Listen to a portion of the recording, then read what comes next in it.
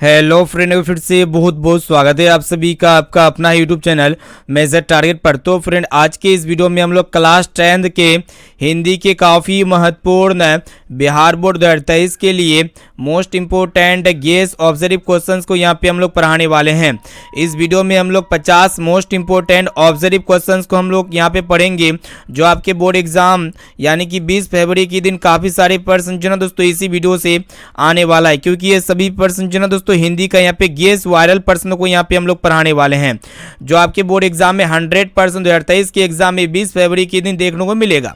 तो फ्रेंड, अगर आप भी इस बार मैट्रिक के बोर्ड एग्जाम देने वाले हैं ना, तो ये क्लास आपके लिए काफ़ी महत्वपूर्ण है, क्योंकि आज की इस क्लास के माध्यम से आपके बोर्ड एग्जाम में परीक्षा में जो ना दोस्तों काफ़ी सारे प्रश्न इसी से देखने को मिलेगा। तो फ्रेंड, अगर आप भी इस बार मैट्रिक के बोर्ड एग्जाम देने वाले तो वीडियो को आप पूरा शुरू से लेकर आखिरी तक जरूर देखिएगा। और दोस्तों, वीडियो के लास्ट में हम आपको बताएंगे कि ऑनलाइन टेस्ट कैसे दिया जाता है। बहुत सारे विद्यार्थियों को ऑनलाइन टेस्ट वगैरह देने नहीं आता है, तो हम आपको आज लाइव प्रूफ के साथ बताएंगे कि ऑनलाइन टेस्ट कैसे दे सकते हैं। और दोस्तों, जो भी विद्यार्थी अभी तक हमारे व्हाट्सएप ग्रुप में नहीं जुड़े हैं, तो फटाफट से आप मेरा व्हाट्सएप नंबर नोट कीजिए। मेरा व्हाट्सएप नंबर है 6206076569। इस नंबर को सेव कीजिए। आप बोलिए कि सर हमें व्हाट्सएप ग्रुप में जोड़ दीजिए, तो हम जो है ना दोस्तों आपको व्हाट्सएप ग्रुप में जोड़ देंगे। और दोस्तों, आप कोशिश ज़्यादा से ज़्यादा कीजिएगा कि एक एक क्वेश्चन का आंसर जो है ना फटाफट से कमेंट सेक्शन में जाके या फिर लाइव चैट में जरूर बताइएगा। इससे हमको यह पता चलेगा कि आपका तैयारी जो है ना काफ़ी अच्छी तरीके से चल रही है। तो चलिए दोस्तों, शुरू करते हैं यहाँ पे आज के पहले नंबर प्रश्न से, जो कि आपके बोर्ड एग्जाम के लिए अत्यंत महत्वपूर्ण है। आपके बोर्ड एग्जाम में 110% पूछे जा सकते हैं। तो फ्रेंड, यहाँ पे आपको बताना है कि प्राथमिक शिक्षा प्राप्त करने के बाद अंबेडकर उच्चतर शिक्षा प्राप्त करने के लिए कहाँ गए। काफी महत्वपूर्ण है, ठीक है। तो फटाफट से बताइए दोस्तों, प्राथमिक शिक्षा प्राप्त करने के बाद भीमराव अंबेडकर जी जो है ना उच्चतर शिक्षा प्राप्त करने के लिए कहाँ पे गए थे, तो न्यूयॉर्क गए थे। यहाँ पे ऑप्शन नंबर सी जो है ना इसका बिल्कुल ही करेक्ट आंसर हो जाएगा। आप जो है ना ज्यादा से ज्यादा कोशिश कीजिएगा एक एक क्वेश्चन का आंसर फटाफट से याद करने का। अब चलिए फ्रेंड, देखते हैं यहाँ पे नेक्स्ट क्वेश्चन की तरफ बढ़ चलते हैं, जो कि आपके बोर्ड एग्जाम के लिए अत्यंत ही महत्वपूर्ण है, ठीक है। तो फ्रेंड, यहाँ पे आपको बताना है कि अंबेडकर के चिंतन व रचनात्मक के लिए प्रेरक व्यक्ति थे, ठीक है। तो फटाफट से बताइए दोस्तों, अंबेडकर के चिंतन व रचनात्मकता के लिए प्रेरक व्यक्ति कौन थे, वही आपको बताना है। तो फ्रेंड, यहाँ पे भगवान बुद्ध थे, कबीर थे और ज्योतिबा फुले थे, यानी कि ये सभी थे अंबेडकर के चिंतन व रचनात्मक के लिए प्रेरक व्यक्ति। यहाँ पे डी वाला ऑप्शन जो है इसका बिल्कुल ही करेक्ट आंसर हो जाएगा। चलिए फ्रेंड, देखते हैं यहाँ पे तीसरा नंबर प्रश्न, जो कि आपके बोर्ड एग्जाम के लिए बहुत ही महत्वपूर्ण है। तो फ्रेंड, यहाँ पे आपको बताना है कि जाति पाति तोरक मंडल भाषण लाहौर में कब हुआ था। फटाफट से बताइए दोस्तों कि जाति पाति तोरक मंडल भाषण लाहौर में कब हुआ था, तो 1936 ईस्वी में हुआ था। कब हुआ था, 1936 ईस्वी में। यहाँ पे सी वाला ऑप्शन इसका बिल्कुल ही करेक्ट आंसर हो जाएगा। चलिए फ्रेंड, देखते हैं यहाँ पे नेक्स्ट क्वेश्चन की तरफ बढ़ चलते हैं, जो कि आपके बोर्ड एग्जाम के लिए मोस्ट इंपोर्टेंट है। तो फ्रेंड, यहाँ पे आपको बताना है कि श्रम विभाजन और जाति प्रथा क्या है, ठीक है। तो फटाफट से बताइए दोस्तों, ये श्रम विभाजन और जाति प्रथा एक प्रकार का क्या है, आपको पता होना चाहिए दोस्तों, निबंध है, ठीक है। यहाँ पे सी वाला ऑप्शन जो है इसका बिल्कुल ही करेक्ट आंसर हो जाएगा, यानी कि ऐसे है। चलिए फ्रेंड, देखते हैं यहाँ पे पांचवा नंबर प्रश्न, जो कि आपके बोर्ड एग्जाम के लिए अत्यंत महत्वपूर्ण है। तो फ्रेंड, यहाँ पे आपको बताना है कि अंबेडकर के भाषण एनिहिलेशन ऑफ कास्ट को किसने हिंदी में रूपांतर किया। फटाफट से बताइए दोस्तों, अंबेडकर जी के जो भाषण है ना annihilation of caste, annihilation of caste को हिंदी में रूपांतरित किसने किया था, तो ललई सिंह यादव जी ने किया था। यहाँ पे ए वाला ऑप्शन जो है इसका बिल्कुल ही करेक्ट आंसर हो जाएगा। चलिए देखते हैं यहाँ पे नेक्स्ट क्वेश्चन की तरफ बढ़ चलते हैं, जो कि आपके बोर्ड एग्जाम के लिए अत्यंत महत्वपूर्ण है। तो फ्रेंड, यहाँ पे आपको बताना है कि डॉक्टर भीमराव अंबेडकर जी का जन्म कब हुआ था। बहुत ही महत्वपूर्ण है, ठीक है। तो फटाफट से बताइए दोस्तों कमेंट सेक्शन में जाके कि डॉक्टर भीमराव अंबेडकर जी का जन्म जो हुआ था ना, कब हुआ था, तो आपको पता होना चाहिए दोस्तों 14 फरवरी 1891 ईस्वी में कहां पे हुआ था, दिल्ली में हुआ था इनका जन्म, ठीक है। यहाँ पे डी वाला ऑप्शन जो है इसका बिल्कुल ही करेक्ट आंसर हो जाएगा। चलिए देखते हैं यहाँ पे अगला प्रश्न क्या कराएगी। प्रश्न ये करा है कि आपको बताना है कि डॉक्टर भीमराव अंबेडकर का जन्म कहाँ पे हुआ था। फटाफट से बताएं दोस्तों, यहाँ पे डॉक्टर भीमराव अंबेडकर जी का जन्म कहाँ पे हुआ था, वही आपको बताना है, ठीक है। तो यहाँ पे देखिए दोस्तों, महू नामक मध्य प्रदेश राज्य में हुआ था, ठीक है। महू नामक ग्राम था, मध्य प्रदेश राज्य में हुआ था। और दोस्तों, ये श्रम विभाजन और जाति प्रथा पाठ के लेखक कौन है, तो डॉक्टर बाबा साहब भीमराव अंबेडकर जी है, यानी कि यहाँ पे ए वाला ऑप्शन जो है इसका बिल्कुल ही करेक्ट आंसर हो जाएगा। और दोस्तों, श्रम विभाजन और जाति प्रथा के लेखक कौन है, डॉक्टर भीमराव अंबेडकर जी है। चलिए फ्रेंड देखते हैं यहाँ पे नेक्स्ट क्वेश्चन की तरफ बढ़ चलते हैं, जो कि आपके बोर्ड एग्जाम के लिए अत्यंत ही महत्वपूर्ण है। तो फ्रेंड आपके बोर्ड एग्जाम में जो है 110% ये सभी प्रश्न पूछे जाएंगे, तो आप ज्यादा से ज्यादा कोशिश कीजिएगा एक एक क्वेश्चन को अच्छी तरीके से याद करने का। तो फ्रेंड यहाँ पे आपको बताना है कि आदर्श समाज स्वतंत्रता, समानता, भ्रातृत्व पर आधारित होगा, किसने कहा? ठीक है, तो फटाफट से बताइए दोस्तों, आदर्श समाज मतलब यहाँ पे स्वतंत्रता, समानता, भ्रातृत्व पर आधारित होगा, ऐसा बात किसने कहा था? तो भीमराव अंबेडकर जी ने कहा था। किसने कहा था? भीमराव अंबेडकर जी ने। यहाँ पे बी वाला ऑप्शन इसका बिल्कुल ही करेक्ट आंसर हो जाएगा। चलिए फ्रेंड देखते हैं यहाँ पे नेक्स्ट क्वेश्चन, जो कि आपके बोर्ड एग्जाम के लिए अत्यंत ही महत्वपूर्ण है। आपके बोर्ड एग्जाम में 110% पूछे जाएंगे। तो फ्रेंड यहाँ पे आपको बताना है कि अंबेडकर का जन्म किस परिवार में हुआ था? फटाफट से बताइए दोस्तों, ये अंबेडकर जी का जन्म जो हुआ था ना, किस परिवार में हुआ था? तो दलित परिवार में हुआ था। ठीक है, यहाँ पे सी वाला ऑप्शन इसका बिल्कुल ही करेक्ट आंसर हो जाएगा। चलिए फ्रेंड देखते हैं यहाँ पे नेक्स्ट क्वेश्चन की तरफ बढ़ चलते हैं, जो कि आपके बोर्ड एग्जाम के लिए बहुत ही महत्वपूर्ण है। ठीक है, तो फ्रेंड यहाँ पे आपको बताना है कि लेखक बेरोजगारी का प्रमुख और प्रत्यक्ष कारण किसे मानते हैं? काफी महत्वपूर्ण है, फटाफट से बताइए। तो यहाँ पे देखिएगा दोस्तों, ऑप्शन ए में आपका दिया गया अशिक्षा को, या फिर जनसंख्या को, या फिर जाति प्रथा को, या फिर उद्योग धंधों की कमी को। तो लेखक बेरोजगारी का प्रमुख और जो प्रत्यक्ष कारण मानते हैं, किसे मानते हैं? जाति प्रथा को मानते हैं। यहाँ पे सी वाला ऑप्शन इसका बिल्कुल ही करेक्ट आंसर हो जाएगा। चलिए फ्रेंड देखते हैं यहाँ पे अगला प्रश्न की तरफ बढ़ चलते हैं, जो कि आपके बोर्ड एग्जाम के लिए बहुत ही महत्वपूर्ण है। ठीक है, तो फ्रेंड यहाँ पे आपको बताना है कि विष के दांत शीर्षक कहानी के कहानीकार कौन है? फटाफट से बताइए दोस्तों, जो विष के दांत कहानी है ना, इनके कहानीकार कौन है वही आपको बताना है। ठीक है, फटाफट से बताइए। तो नलिन विलोचन शर्मा जी है। ठीक है, यहाँ पे डी वाला ऑप्शन इसका बिल्कुल ही करेक्ट आंसर हो जाएगा। चलिए देखते हैं यहाँ पे अगला प्रश्न की तरफ बढ़ चलते हैं, जो कि आपके बोर्ड एग्जाम के लिए अत्यंत ही महत्वपूर्ण है। तो फ्रेंड यहाँ पे आपको बताना है कि विष के दांत पाठ की विधा है। तो फ्रेंड ये देखिएगा, विष की दांत पाठ जो है ना, यह एक प्रकार का क्या है दोस्तों? कहानी है। यहाँ पे डी वाला ऑप्शन जो है ना, इसका बिल्कुल ही सही उत्तर हो जाएगा। चलिए देखते हैं यहाँ पे नेक्स्ट क्वेश्चन, जो कि आपके बोर्ड एग्जाम के लिए बहुत ही महत्वपूर्ण, आपके बोर्ड एग्जाम में 100% पूछे जाएंगे। तो यहाँ पे आपको बताना है कि सेन साहब की कार की कीमत कितना है, वही आपको बताना है। ठीक है, तो फ्रेंड देखिएगा, ये सेन साहब की जो कार की कीमत है ना दोस्तों, कितना है? 7,500 या फिर आपका 8,500 या फिर 9,500 या फिर 7.5 लाख। तो फ्रेंड इनकी कार की कीमत कितना है दोस्तों? 7,500 रुपये है। यहाँ पे ए वाला ऑप्शन जो ना दोस्तों, इसका बिल्कुल ही करेक्ट आंसर हो जाएगा। ठीक है, ये प्रश्न आपके बोर्ड एग्जाम के लिए बहुत ही महत्वपूर्ण है। चलिए फ्रेंड देखते हैं यहाँ पे नेक्स्ट क्वेश्चन की तरफ बढ़ चलते हैं। तो फ्रेंड यहाँ पे आपको बताना है कि नलिन विलोचन शर्मा का जन्म कब हुआ था? ठीक है, फटाफट से बताइए दोस्तों, ये नलिन विलोचन शर्मा जी का जन्म जो हुआ था ना, कब हुआ था?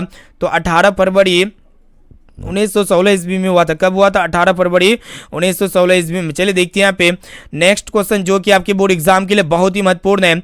तो फ्रेंड यहाँ पे आपको बताना है कि सीमा, रजनी, आलो, शेफाली, आरती पांचों किसकी बहनें थी? ठीक है, बोर्ड एग्जाम के लिए बहुत ही महत्वपूर्ण है। तो फ्रेंड ये देखिएगा, सीमा, रजनी, आलो, शेफाली, आरती, ये पांचों बहनें जो है दोस्तों किसकी थी, वही आपको बताना है। तो खोखा की थी। किसकी थी? खोखा की, या फिर मदन की, या फिर लेखक की, या फिर सेन साहब की? तो खोखा की थी। यानी कि यहाँ पे जो ना दोस्तों ऑप्शन नंबर बी इसका बिल्कुल ही करेक्ट आंसर हो जाएगा। ठीक है, ये भी प्रश्न जो है आपके बोर्ड एग्जाम के लिए बहुत ही महत्वपूर्ण है। आपके बोर्ड एग्जाम में 100% पूछे जाएंगे।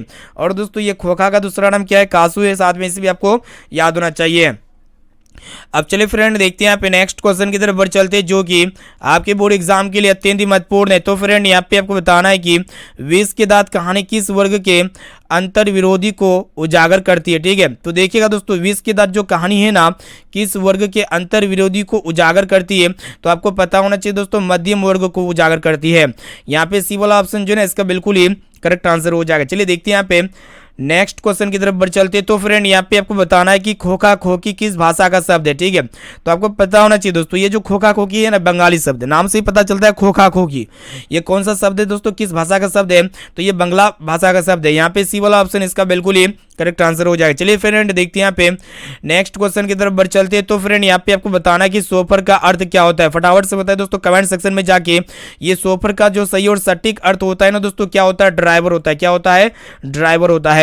यहाँ पे डी वाला ऑप्शन इसका बिल्कुल ही सही उत्तर हो जाएगा। चलिए देखते हैं यहाँ पे नेक्स्ट क्वेश्चन क्या कराएगी। यहाँ पे आपको बताना है कि सेन साहब की कितनी लड़कियां थी? ठीक है, तो फ्रेंड ये देखिएगा, सेन साहब की कितनी लड़कियां थी? तो 5 लड़कियां थी। यानी कि यहाँ पे सी वाला ऑप्शन जो है ना बिल्कुल ही करेक्ट आंसर हो जाएगा। चलिए देखते हैं यहाँ पे नेक्स्ट क्वेश्चन की तरफ बढ़ चलते हैं, जो कि आपके बोर्ड एग्जाम के लिए अत्यंत ही महत्वपूर्ण यहाँ पे प्रश्न जो है ना आपके सामने प्रस्तुत कर रहे हैं। यहाँ पे देखिएगा दोस्तों, सीमा, रजनी, आलो, शेफाली पांचों किसकी बहनें थी? ये प्रश्न तो हमको कंफ्यूज हो रहा है, तो इसका राइट आंसर जो लगता है ना कमेंट सेक्शन में जाके बताइए, ठीक है। हालांकि ये सेंस आपकी होना चाहिए, ठीक है। चलिए देखते हैं यहाँ पे नेक्स्ट क्वेश्चन की तरफ बढ़ चलते हैं, जो कि आपके बोर्ड एग्जाम के लिए अत्यंत ही महत्वपूर्ण है। तो फ्रेंड यहाँ पे प्रश्न एक रहा है कि मैक्स मुलर का जन्म कहाँ पे हुआ था? बहुत ही महत्वपूर्ण है, बोर्ड एग्जाम में 100% पूछे जाएंगे, ठीक है। तो ये मैक्स मुलर का जन्म कहाँ पे हुआ था दोस्तों? जर्मनी में हुआ था, डेसाओ में हुआ था। जर्मनी के डेसाओ, यहाँ पे कोई विलेज वगैरह होगा, वहीं पे उसका जन्म हुआ था, ठीक है। यहाँ पे बी वाला ऑप्शन इसका बिल्कुल ही करेक्ट आंसर हो जाएगा। चलिए देखते हैं यहाँ पे अगला प्रश्न की तरफ बढ़ चलते हैं। तो फ्रेंड यहाँ पे आपको बताना है कि मैं तो खोखा को इंजीनियर बनाने जा रहा हूँ, ठीक है। इंजीनियर बनाने जा रहा हूँ, यह कथन किसका है? ठीक है। तो फ्रेंड यहाँ पे देखिएगा, मैं तो खोखा को इंजीनियर बनाने जा रहा हूँ, यह कथन किसका है? बोर्ड एग्जाम के लिए बहुत ही महत्वपूर्ण है, ठीक है। तो फटाफट से कमेंट सेक्शन में जाके बता सकते हैं। तो फ्रेंड ये कथन जो है ना सेन साहब का है। किसका है? सेन साहब का। यहाँ पे जो ना दोस्तों इसका ए वाला ऑप्शन बिल्कुल ही करेक्ट आंसर हो जाएगा। चलिए देखते हैं यहाँ पे नेक्स्ट क्वेश्चन क्या कराए कि यहाँ पे आपको बताना है कि मदन के लिए क्या खाना मामूली बात थी? बहुत ही महत्वपूर्ण है, ठीक है। तो फ्रेंड आपको पता होना चाहिए, मदन के लिए जो ना दोस्तों मार खाना मामूली बात थी। क्या खाना? मार खाना। यहाँ पे सी वाला ऑप्शन जो है इसका बिल्कुल ही करेक्ट आंसर हो जाएगा। चलिए फ्रेंड देखते हैं यहाँ पे नेक्स्ट क्वेश्चन की तरफ बढ़ चलते। तो फ्रेंड यहाँ पे आपको बताना है कि मेघदूत नामक पुस्तक का अनुवाद मैक्स मुलर ने किस भाषा में किया था, ठीक है। तो फटाफट से बताइए दोस्तों, मेघदूत नामक पुस्तक का अनुवाद जो मैक्स मुलर जी ने किया था वो किस भाषा में किया था, ठीक है। तो ये जर्मन भाषा में किया था। किस भाषा में किया था? जर्मनी भाषा में। यहाँ पे डी वाला ऑप्शन इसका बिल्कुल ही सही उत्तर हो जाएगा। चलिए फ्रेंड देखते हैं यहाँ पे नेक्स्ट क्वेश्चन, जो कि आपके बोर्ड एग्जाम के लिए बहुत ही महत्वपूर्ण है। तो फ्रेंड यहाँ पे आपको बताना है कि मैक्स मुलर को वेदांतियों का वेदांती किसने कहा था, ठीक है। तो देखिएगा दोस्तों, मैक्स मुलर को वेदांतियों का वेदांती किसने कहा था? तो देखिएगा दोस्तों, स्वामी विवेक आनंद ने कहा था। कौन कहा था? स्वामी विवेक आनंद ने। यहाँ पे बी वाला ऑप्शन इसका बिल्कुल ही सही उत्तर हो जाएगा। चलिए देखते हैं यहाँ पे नेक्स्ट क्वेश्चन की तरफ बढ़ चलते हैं। तो फ्रेंड यहाँ पे आपको बताना है कि निर्वंश विद्या का संबंध किससे? फटाफट से बताइए दोस्तों, ये निर्वंश विद्या का जो संबंध है ना किससे है? तो मानव विज्ञान से है, ठीक है। इसको आप अच्छी तरीके से याद कर लीजिए। ये भी प्रश्न जो है ना आपके बोर्ड एग्जाम के लिए बहुत ही महत्वपूर्ण है, आपके बोर्ड एग्जाम में पूछे जाएंगे, ठीक है। तो इसीलिए क्लास को आपको बिल्कुल शुरू से लेकर आखिरी तक करते हुए जाना है और ज़्यादा से ज़्यादा कोशिश करना है दोस्तों। एक एक क्वेश्चन का आंसर जो है ना फटाफट से आप हमें कमेंट सेक्शन में जाके जरूर बताइएगा। इससे हमको पता चलेगा कि आपका तैयारी जो है ना काफ़ी अच्छी तरीके से चल रही है। और दोस्तों हम लास्ट में आपको बताएंगे कि ऑनलाइन टेस्ट कैसे दिया जाता है। चलिए दोस्तों देखते हैं यहाँ पे अगला प्रश्न क्या कर रहा है कि यहाँ पे आपको बताना है कि दारिस नामक सोने के सिक्कों से भरा किसे मिला था, ठीक है। मतलब घड़ा। यहाँ पे देखिएगा दोस्तों, दारिस नामक सोने के सिक्कों से भरा घड़ा किसे मिला था वही आपको बताना। तो मतलब वारेन हेस्टिंग्स को मिला था। किसको मिला था दोस्तों? वारेन हेस्टिंग्स को मिला था, ठीक है। चलिए फ्रेंड देखते हैं यहाँ पे नेक्स्ट क्वेश्चन की तरफ बढ़ चलते हैं, जो कि आपके बोर्ड एग्जाम के लिए बहुत ही महत्वपूर्ण है। तो यहाँ पे आपको बताना है कि मेघदूत का जर्मन में अनुवाद किसने किया था? फटाफट से बताइए दोस्तों, मेघदूत का जो जर्मन में अनुवाद किया था ना किसने कहा था, मतलब किसने किया था? तो मैक्स मुलर ने किया था। यहाँ पे सी वाला ऑप्शन इसका बिल्कुल ही सही उत्तर हो जाएगा। चलिए देखते हैं यहाँ पे अगला प्रश्न क्या कराएगी। यहाँ पे आपको बताना है कि भारत से हम क्या सीखे, क्या है? तो फ्रेंड देखिएगा, भारत से हम क्या सीखे, यह एक प्रकार का क्या है दोस्तों? भाषण है, यानी कि स्पीच है। और दोस्तों भारत से हम क्या सीखे कि रचनाकार कौन है? तो मैक्स मुलर जी है। और भारत से हम क्या सीखे, एक प्रकार का क्या है दोस्तों? स्पीच यानी कि भाषण है। यहाँ पे सी वाला ऑप्शन जो है इसका बिल्कुल ही करेक्ट आंसर हो जाएगा। चलिए देखते हैं यहाँ पे नेक्स्ट क्वेश्चन की तरफ बढ़ चलते हैं। तो फ्रेंड यहाँ पे प्रश्न लेकर आएगी, आपको बताना है कि मैक्स मुलर के अनुसार सच्चे भारत के दर्शन कहाँ हो सकते हैं? फटाफट से बताइए दोस्तों, ये मैक्स मुलर जी के अनुसार सच्चे भारत का दर्शन जो है ना कहाँ पे हो सकते हैं? आपको पता होना चाहिए दोस्तों कहाँ पे हो सकते हैं। तो ग्रामीण भारत में हो सकते हैं, ठीक है। यहाँ पे सी वाला ऑप्शन इसका बिल्कुल ही करेक्ट आंसर हो जाएगा। अब चलिए फ्रेंड देखते हैं यहाँ पे 30 नंबर प्रश्न, जो कि आपके बोर्ड एग्जाम के लिए मोस्ट इंपोर्टेंट है। तो फ्रेंड यहाँ पे आपको बताना है कि हजारी प्रसाद द्विवेदी द्वारा रचित पाठ है, यानी कि पाठ है। तो फ्रेंड देखिएगा, हजारी प्रसाद द्विवेदी जी के द्वारा जो रचिता गया पाठ है ना, कौन सा पाठ है, ठीक है। तो यहाँ पे देखिएगा दोस्तों, नाखून क्यों बढ़ते, या फिर बहादुर, या फिर आपका आविनीय, और ऑप्शन डी में आपका दिया गया है मछली। तो देखिएगा दोस्तों, ये जो है ना नाखून क्यों बढ़ते हैं, हजारी प्रसाद द्विवेदी के द्वारा मतलब रचित आ गया पाठ है। यहाँ पे ए वाला ऑप्शन जो है इसका बिल्कुल ही करेक्ट आंसर हो जाएगा। चलिए फ्रेंड देखते हैं यहाँ पे नेक्स्ट क्वेश्चन की तरफ बढ़ चलते हैं, जो कि आपके बोर्ड एग्जाम के लिए बहुत ही महत्वपूर्ण है, ठीक है। तो फ्रेंड प्रश्न ये है कि आपको बताना है कि मैक्स मुलर के पिता का नाम क्या है। तो फटाफट से बताइए दोस्तों, मैक्स मुलर के पिताजी का नाम क्या है? तो विल्हेल्म मूलर है। क्या है दोस्तों? Wilhelm Müller. यहाँ पे ए वाला ऑप्शन जो है इसका बिल्कुल ही करेक्ट आंसर हो जाएगा। चलिए फ्रेंड देखते हैं यहाँ पे नेक्स्ट क्वेश्चन, जो कि आपके बोर्ड एग्जाम के लिए भी प्रश्न जो है ना दोस्तों बहुत ही महत्वपूर्ण है। तो यहाँ पे आपको बताना है कि नालंदा विश्वविद्यालय की स्थापना किसने किया था? फटाफट से बताइए, ये नालंदा विश्वविद्यालय की स्थापना जो किया था ना दोस्तों, किसने किया था? वही आपको बताना है। तो कुमारगुप्त ने किया था। किसने किया था? कुमारगुप्त ने। यहाँ पे ए वाला ऑप्शन जो है इसका बिल्कुल ही सही उत्तर हो जाएगा। चलिए देखते हैं यहाँ पे नेक्स्ट क्वेश्चन की तरफ बढ़ चलते हैं। उससे पहले जो भी विद्यार्थी अभी तक इस क्लास को लाइक नहीं किया ना, तो प्लीज दोस्तों जल्दी से फटाफट से जो है ना क्लास को लाइक कर दीजिएगा। और दोस्तों चैनल पर नए हैं ना, तो प्लीज दोस्तों जल्दी से आप फटाफट से चैनल को सब्सक्राइब कर लीजिएगा। साथ में बगल में नोटिफिकेशन बेल आइकन को प्रेस करके ऑल पर जरूर सेलेक्ट कर लीजिएगा। चलिए देखते हैं यहाँ पे अगला प्रश्न क्या कराए कि यहाँ पे आपको बताना है कि हजारी प्रसाद द्विवेदी का जन्म कहाँ पे हुआ था। ठीक है, तो फ्रेंड ये देखिएगा हजारी प्रसाद द्विवेदी जी का जन्म कहाँ पे हुआ था, आपको पता होना चाहिए दोस्तों। कहाँ पे हुआ था? बलिया उत्तर प्रदेश में हुआ था। ठीक है, यहाँ पे सी वाला ऑप्शन इसका बिल्कुल ही करेक्ट आंसर हो जाए। चलिए देखते हैं यहाँ पे नेक्स्ट क्वेश्चन क्या कराए कि यहाँ पे आपको बताना है कि कौन मनुष्य का आदर्श नहीं बन सकता है। ठीक है, तो फ्रेंड आपको पता होना चाहिए बंदरिया जो है ना कभी भी मनुष्य का आदर्श नहीं बन सकती है। यहाँ पे बी वाला ऑप्शन जो है ना इसका बिल्कुल ही करेक्ट आंसर हो जाएगा। चलिए फ्रेंड देखते हैं यहाँ पे अगला प्रश्न की तरफ बढ़ चलते हैं। तो फ्रेंड यहाँ पे आपको बताना है कि देवताओं का राजा से किन्हें संबोधित किया जाता है। फटाफट से बताइए दोस्तों, देवताओं का राजा से किन्हें संबोधित किया जा सकता है? तो ऑप्शन ए में आपको दिया गया महादेव को, या फिर विष्णु को, या फिर इंद्र को, और ऑप्शन डी है ब्रह्मा को। तो फ्रेंड ये देखिएगा देवताओं का राजा से किन्हें संबोधित किया जा सकता है? तो भगवान इंद्र को संबोधित किया जा सकता है। यहाँ पे सी वाला ऑप्शन जो है इसका बिल्कुल ही सही उत्तर हो जाएगा। चलिए देखते हैं यहाँ पे नेक्स्ट क्वेश्चन क्या है कि यहाँ पे आपको बताना है कि गुणाकर मूल्य ने मिडिल स्तर की पढ़ाई किस भाषा में की? ठीक है, तो फ्रेंड ये गुणाकर मूल्य जी ने मिडिल स्तर की पढ़ाई जो की थी ना दोस्तों, कौन सी भाषा में की थी? मराठी भाषा में की थी। यहाँ पे ए वाला ऑप्शन जो है इसका बिल्कुल ही सही उत्तर हो जाएगा। चलिए फ्रेंड देखते हैं यहाँ पे नेक्स्ट क्वेश्चन क्या कराए कि यहाँ पे आपको बताना है कि मूल्य ने अंग्रेजी और हिंदी की पढ़ाई कहाँ पर की? फटाफट से बताए दोस्तों, मूल्य ने अंग्रेजी और हिंदी की जो पढ़ाई की ना कहाँ पर की थी? तो देखिएगा दिल्ली में, या फिर जौनपुर में, या फिर वर्धा में, या फिर इलाहाबाद में। तो ये भी प्रश्न आपके बोर्ड एग्जाम के लिए बहुत ही महत्वपूर्ण है। तो फ्रेंड कहाँ पे की थी मूल्य ने अंग्रेजी और हिंदी की पढ़ाई? तो वर्धा में की थी। यहाँ पे सी वाला ऑप्शन जो है इसका बिल्कुल ही सही उत्तर हो जाएगा। चलिए देखते हैं यहाँ पे नेक्स्ट क्वेश्चन की तरफ बढ़ चलते हैं। तो फ्रेंड प्रश्न एक रहा है कि आपको बताना है कि नेपाली भाषा किस लिपि में लिखी जाती है। काफी महत्वपूर्ण प्रश्न है। जिस तरह हिंदी भाषा जो है ना दोस्तों देवनागरी लिपि में लिखी जाती है ना, उसी प्रकार नेपाली भाषा भी देवनागरी लिपि में लिखी जाती है।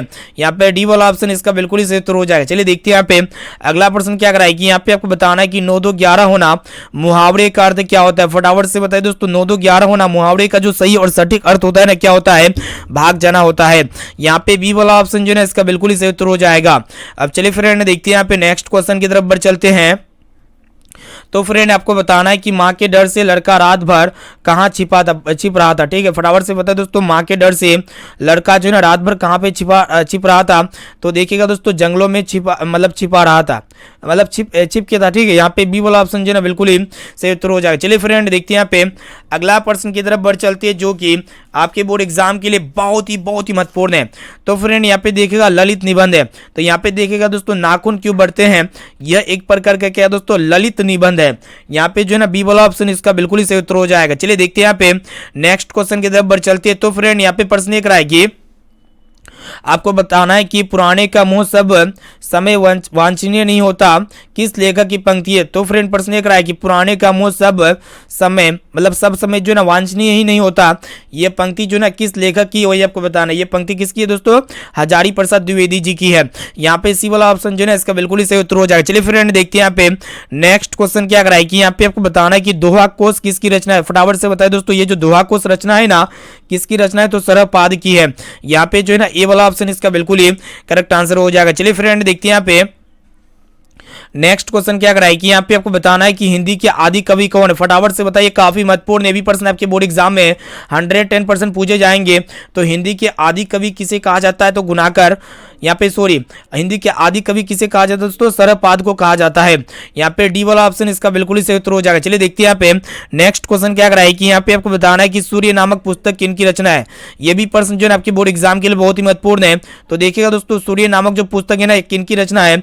तो ये जो है ना किसकी रचना है, मैक्स मुलर की, या फिर आपका बिरजू महाराज की, या फिर गुणाकर मूले की, या फिर महात्मा गांधी की। तो गुणाकर मूले की रचना आई है, यानी कि यहाँ पे सी वाला ऑप्शन जो है ना इसका बिल्कुल ही सही उत्तर हो जाएगा। चलिए फ्रेंड देखते हैं यहाँ पे नेक्स्ट क्वेश्चन की तरफ बढ़ चलते। तो फ्रेंड यहाँ पे आपको बताना है कि बहादुर का पूरा नाम क्या था। ये प्रश्न जो है आपके बोर्ड एग्जाम में 100% पूछे जाएंगे, तो फटाफट से बताइए दोस्तों ये बहादुर जी का पूरा नाम क्या था। तो दिल बहादुर था, ठीक है। यहाँ पे बी वाला ऑप्शन जो है इसका बिल्कुल ही सही उत्तर हो जाएगा। चलिए देखते हैं यहाँ पे अगला प्रश्न क्या कराए कि यहाँ पे आपको बताना है कि निर्मला कौन थी। तो फ्रेंड ये निर्मला जो ना कौन थी, तो कहानीकार की पत्नी थी। कौन थी दोस्तों, कहानीकार की पत्नी। यहाँ पे जो है ना सी वाला ऑप्शन इसका बिल्कुल ही सही उत्तर हो जाएगा। चलिए देखते हैं यहाँ पे नेक्स्ट क्वेश्चन की तरफ बढ़ चलते हैं। तो फ्रेंड यहाँ पे आपको बताना है कि बहादुर कहाँ से भाग कर आया था, बहुत ही महत्वपूर्ण है, ठीक है। तो फटाफट से बताइए दोस्तों ये बहादुर जो है ना कहाँ से भाग कर आया था। तो ये नेपाल इसे भाग कर आया था, कहां से, नेपाल से। यहाँ पे डी वाला ऑप्शन इसका बिल्कुल ही करेक्ट आंसर हो जाएगा। चलिए देखते हैं यहाँ पे नेक्स्ट क्वेश्चन क्या कराए कि बहादुर यानी कि दिल बहादुर कहां का रहने वाला था। फटाफट से बताइए दोस्तों ये भी प्रश्न आपके बोर्ड एग्जाम के लिए बहुत ही महत्वपूर्ण है। बहादुर यानी कि दिल बहादुर जो ना दोस्तों ये कहाँ के रहने वाले थे। तो ये जो ना दोस्तों नेपाल के रहने वाले थे, ठीक है। यहाँ पे सी वाला ऑप्शन इसका बिल्कुल ही करेक्ट आंसर हो जाएगा। चलिए फ्रेंड देखते हैं यहाँ पे 50 नंबर प्रश्न को देख लेते हैं जो कि आपके बोर्ड एग्जाम के लिए बहुत ही महत्वपूर्ण है। तो फ्रेंड यहाँ पे आपको बताना है कि लेखक के रिश्तेदार ने बहादुर पर क्या आरोप लगाए। फटाफट से बताइए दोस्तों लेखक के रिश्तेदार ने बहादुर पर क्या आरोप लगाए थे। तो पैसे चुराने का आरोप लगाए थे।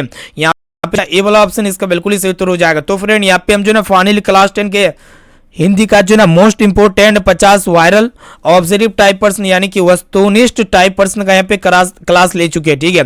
तो आप फटाफट से कमेंट सेक्शन में जाके बता सकते हैं कि 50 प्रश्न में से आपको कितना प्रश्न का सही और सटीक आंसर याद था। इसका जवाब जल्दी से फटाफट से कमेंट सेक्शन में बताइए, ठीक है। और दोस्तों जो भी विद्यार्थियों को ऑनलाइन टेस्ट देने नहीं आता है तो उससे पहले जल्दी से आप फटाफट से मेरा व्हाट्सएप नंबर को सेव कीजिए। मेरा व्हाट्सएप नंबर है 6206076569। इस नंबर को सेव करने के बाद आप बोले कि सर हमें व्हाट्सएप ग्रुप में जोड़ दीजिए। तो सबसे पहले हम जो ना दोस्तों आपको व्हाट्सएप ग्रुप में जोड़ देंगे, ठीक है। उसके बाद हम आपको बताएंगे कि ऑनलाइन टेस्ट कैसे दिया जाता है। तो मोबाइल के माध्यम से हम आपको बताएंगे, आपको व्हाट्सएप ग्रुप में भेज देंगे कि ऑनलाइन टेस्ट कैसे दिया जाता है। स्टेप बाय स्टेप आपको सब कुछ बताया जाएगा, ठीक है। तो फिर मिलते हैं यहाँ पे नेक्स्ट क्लास में दोस्तों। आज के लिए इतना ही दोस्तों। जय हिंद दोस्तों, वंदे मातरम। फिर मिलते हैं यहाँ पे रात्रि 9 बजे के क्लास में जो कि काफी धमाकेदार क्लास होगी। तो यहाँ पे जो भी विद्यार्थी फटाफट से वीडियो को लाइक नहीं किए तो फटाफट से वीडियो को लाइक कर दीजिएगा।